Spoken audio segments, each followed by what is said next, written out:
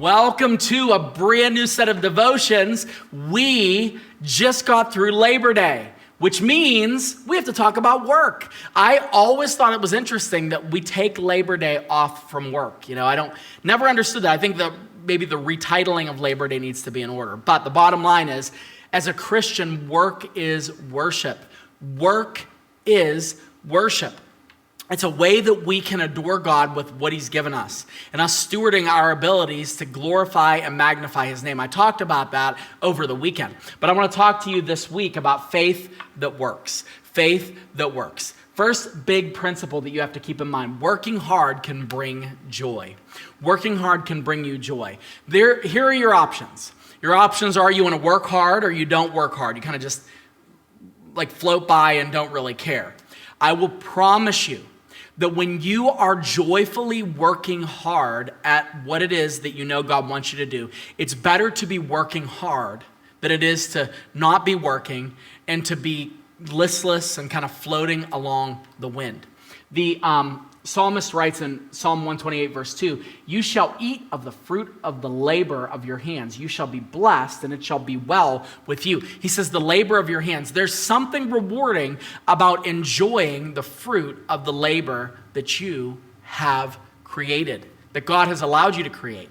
It's an opportunity for you to acknowledge that God's given you those abilities. But on top of that, it's satisfying to know that with your abilities, you've been able to earn income, build a home, maybe run the home.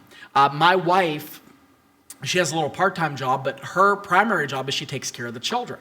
Okay, so her work is managing the home. She's the one that takes care of the shopping. She's really good at shopping. She's the one that takes care of all of the needs of the children. She makes sure that the food's good. She makes sure that everything's in order. That's her deal. It's a part of who she is and what she does. When things are going well there, what happens is she has joy. And she gets to create a joyful atmosphere for the children. It's not just about working outside the home. It's what you're doing that brings you the ability to enjoy the fruit and the labor of your hands. Now, here's why most of you that are sitting here are like, yeah, but work is terrible. I hate work. I can't stand. You have no idea. I've been doing this job for 15 years. I've been doing this job for, it's all terrible. Listen, one of the reasons why we struggle with this idea of working hard is because hard work without fruit becomes hopeless. Hard work without fruit becomes hopeless. One of the reasons why you hate your job is you've forgotten the purpose of why you're there.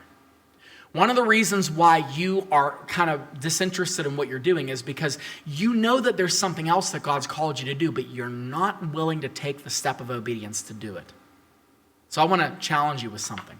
Whatever you're doing, however it is that God has called you in this particular season, work hard.